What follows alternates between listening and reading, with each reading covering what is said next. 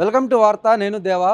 కేంద్ర బడ్జెట్లో తెలంగాణకు సంబంధించి 60 సార్లు ముఖ్యమంత్రి సీఎం రేవంత్ రెడ్డి అయితే మాత్రం ఢిల్లీకి వెళ్ళినా గుండు సున్నాయే దక్కిందనైతే మాత్రం అటువైపు BRS party working president KTR ఆరోపిస్తున్నారు. మరోవైపు కల్వకుంట్ల కవిత తెలంగాణ జాగృతి అధ్యక్షురాలు కూడా ఇదే విషయంపై ప్రస్తావిస్తూ కేవలం ఢిల్లీకి మూటలు మోయడానికే రేవంత్ వెళ్తున్నాడు తప్ప తెలంగాణకు సంబంధించి కేంద్ర బడ్జెట్లో గుండు సున్నాయే వచ్చిందని ఆరోపిస్తుంది. ప్రస్తుతం ఇదే విషయంపై మనతో పాటు మాట్లాడడానికి టీపీసీసీ అధికార ప్రతినిధి చెనగాని దయాకర్ గారు ఉన్నారు. చెప్పండి సార్, అటువైపు కేటీఆర్ కవిత ఇద్దరు కూడా ఒకటే పదం వాడారు, అంటే గుండు సున్నాయే తెలంగాణకు దక్కిందని అని చెప్తున్నారు.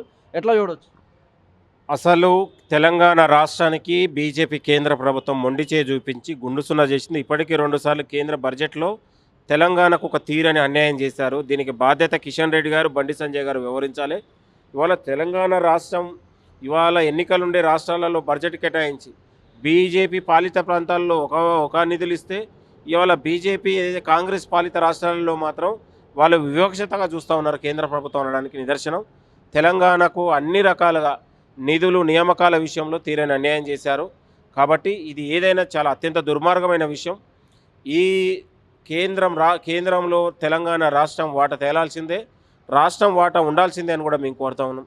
ఒకవైపు అనేక విధాలుగా త్రిబుల్ ఆర్ లాంటి కావచ్చు, లేకపోతే ఫ్యూచర్ సిటీ లాంటి అనేక ఉన్నటువంటి ప్రాజెక్టులకు కేంద్రంకి పంపించినా కూడా దానిపైన వాళ్ళు ఎలాంటి కూడా నిధులు ఇవ్వకపోవడం అనేది అత్యంత దుర్మార్గమైన విషయం. తెలంగాణ ఇవాళ రాష్ట్ర అభివృద్ధి ఒక దేశానికి ప్రపంచ దేశాలతో పోటీ పడే విధంగా ఈరోజు తెలంగాణ రాష్ట్రం ముందుకెళ్తూ ఉంటే కేంద్రం మాత్రం చిన్నచూపు చూస్తూ ఉంది, వివక్షత చూపుతూ ఉంది. 8 మందిని ఎంపీలనిచ్చి ఇవాళ దాదాపు 2 కేంద్ర మంత్రులు ఉండి కూడా తెలంగాణ రాష్ట్రానికి నిధులు తీసుకురావడంలో పూర్తిగా విఫలమయ్యారు.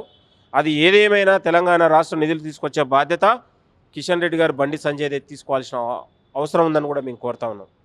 కాబట్టి బీజేపీ కేంద్రం ఇది ముమ్మాటికి నిర్లక్ష్యంగానే మేము భావిస్తూ ఉన్నాం. సీఎం రేవంత్ రెడ్డి దావోస్ పర్యటన అనగానే తెలంగాణ ప్రజలు నవ్వుకుంటున్నారు. దావోస్కి వెళ్ళి ఎన్ని పట్టుబడులు తెచ్చారనే దానిపై దమ్ముంటే శ్వేతపత్రం విడుదల చేయాలని కేటీఆర్ డిమాండ్ చేస్తారు. ఇవాళ దావోసు ఈ ఒక్కరోజే పోలేదు. ఇప్పటికి దాదాపు 3 సార్లు దావోస్ పర్యటనకు వెళ్ళారు ముఖ్యమంత్రి గారు. ఆల్రెడీ దావోస్ పర్యటనలో వివిధ కంపెనీలతో ఎంఓయూ కుదిరించుకొని కూడా ఇవాళ తెలంగాణలో ఇండస్ట్రియల్ నిర్మాణం, ఫార్మా రంగాల్ని కూడా అభివృద్ధి చేయాలనే ఆలోచన ఈ ప్రభుత్వం ముందుకెళ్తా ఉంది. లక్షలాది ఉద్యోగాల క్రియేటివిటీ చేయాలి, తెలంగాణ నిరుద్యోగులు వెలుగులు నింపాలనే ఆలోచన ఈ ప్రభుత్వం కృషి చేస్తూ ఉంటే ఇవాళ ఓర్వ లేకుండా ఇవాళ కేటీఆర్ గారు పనికిరాని టిట్లతోని విషం జిమ్మే ప్రయత్నం జరుగుతూ ఉంది. కాబట్టి ఇవాళ తెలంగాణ ప్రజలలో కేటీఆర్ అనేటోడు ఒక ముద్దాయిగా మెలిగిపోతూ ఉన్నాడు. ఫోన్ ట్యాపింగ్ల విషయం కావచ్చు, ఈ కార్ రేస్ కావచ్చు, కాలుష్యం కమిషన్ కావచ్చు, విద్యుత్ కుంభకోణం కావచ్చు, ఏ కుంభకోణం చూసినా కూడా కేటీఆర్ గారి కల్వకుంట్ల కుటుంబం వస్తూ ఉంది.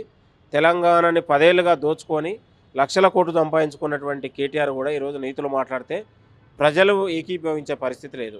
ఫోన్ ట్యాపింగ్కి సంబంధించి తప్పు చేయలేదు కాబట్టి అటువైపు హరీష్ రావు, కేటీఆర్, సంతోష్ రావు, కేసీఆర్ హాజరయ్యాం, దమ్ముంటే తప్పు చేస్తే అరెస్ట్ చేయండి అని అయితే మాత్రం చెప్తున్నారు. అరెస్టు అనేది ఒకటేసారి కాకుండా చట్టబద్ధంగా రాజ్యాంగబద్ధంగా వెళ్తూ ఉంది. ఒక సిట్ అనే దానికి ఒక అటానమస్ బాడీగా స్వయం ప్రతిపత్తిగా ఉంది.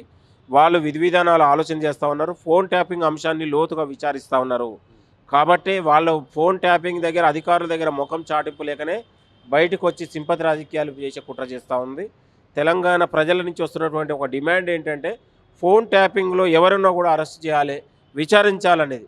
అది వయసు రీత్యా కాదు, వయసు పదవులు అనేది దానికి పనికిరాదు. చట్టం ముందు ఎవరైనా చుట్టాలే, చట్టానికి ఎవరు కూడా చుట్టాలు కాదు, చట్టానికి అందరూ కూడా సమానులే అనే విధంగా కేటీఆర్ అయినా, హరీష్ రావు అయినా, సంతోష్ రావు అయినా, కేసీఆర్ అయినా వీళ్ళ ప్రమేయంతోనే, వీళ్ళు నియమించిన పోలీస్ అధికారులతోనే ఫోన్ ట్యాపింగ్ వ్యవహారం అనేది జరిగింది. ఇవాళ ఉగ్రవాదులకు, నక్సలైట్లకు, టెర్రరిస్టులకు వాడుతున్నటువంటి టెక్నాలజీని రాష్ట్రంలో కాంగ్రెస్ పార్టీ నాయకులపైన, పారిశ్రామికవేత్తలపైన, ప్రతిపక్షాలపైన గొంతు నొక్కి తెలంగాణ రాజ్యాంగ హక్కులని, మానవ హక్కుల్ని ఉల్లంఘించారు. తెలంగాణ ప్రజల హక్కుల్ని కాలరాశారు. కాబట్టి ముమ్మాటికి దానిపైన లోతైన విచారణ జరగాలని మేము కోరుకుంటున్నాం. అంటే కేసీఆర్ అయితే కనుక అటువైపు సిట్ విచారణకు హాజరైన నేపథ్యంలో, శాంతియుతంగా నిరసనలకు పిలుపునిచ్చిన నేపథ్యంలో ఆర్మూర్ మాజీ ఎమ్మెల్యే జీవన్ రెడ్డి అయితే మాత్రం పోలీసులు, సజ్జనరు, కాంగ్రెస్ పార్టీ తొత్తులుగా వ్యవహరించారు, పింక్ బుక్లో కంపల్సరీ మెన్షన్ చేస్తాము, తమ ప్రభుత్వం వచ్చిన చర్యలు తీసుకుంటామని చెప్తున్నారు. ఇప్పుడు పాలమూరు పాండు మాట్లాడే మాటల్లో వాస్తవం లేదు. పాలమూరు పాండు సంగతి అందరికీ తెలుసు. ఆయన పేరే పార్కాయత్ పాండు అంటారు. ఇవాళ ప్రభుత్వ ఆస్తుల్ని ఆర్టీసీ ఆస్తుల దగ్గర అక్రమంగా కబ్జా చేసి కాంప్లెక్స్ కట్టి కనీసం దానికి ఇవాళ పన్నులు కూడా చెల్లించకపోతే ఈ ప్రభుత్వ అధికారులు సీజ్ చేశారు. సిగ్గుండాలే. ఇవాళ ఆర్మూరు ప్రజలు చీకొట్టినా కూడా ఆర్మూరు పండుగకు సిగ్గు రాలేదు. ఆయన సజ్జనార్ గురించి ముఖ్యమంత్రి గారిపై మాట్లాడతాడు. సిగ్గుండాలే. 10 ఏళ్లలో వాడిని గెలిపించడం ఎక్కువ.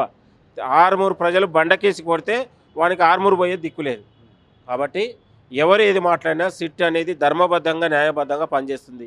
ఎవరికెవరు తొత్తుల్లా కాదు. మీరు నియమించినటువంటి మీ ఆయాములు మీ ఉన్నటువంటి అనుకూలంగా ఉన్నటువంటి ఆఫీసర్లను వేసుకొని తెలంగాణలో నిరంకుశ పాలనలాగా మేము చేయలేదు. ధర్మబద్ధంగా ప్రజాస్వామ్యబద్ధంగా తెలంగాణలో ప్రతిపక్షాలు కూడా బలంగా ఉండాలి, అసెంబ్లీకి రావాలి, మాట్లాడాలని మేము కోరుకునే వాళ్ళం. తెలంగాణలో ధర్నాలు పోరాటాలు ఉండాలని కోరుకునే వాళ్ళం. ఇది ప్రజాపాలన, ప్రభుత్వ పాలన. వైఫల్యాలు ఎక్కడ కూడా మేము ఎవరిపైన రాజకీయ కక్షలు కానీ వ్యక్తిగత కక్షలు ఉంటే ఇంతవరకు ఇంత మౌనంగా ఇంత శాంతియుతంగా ఉండేవాళ్ళం కాదు.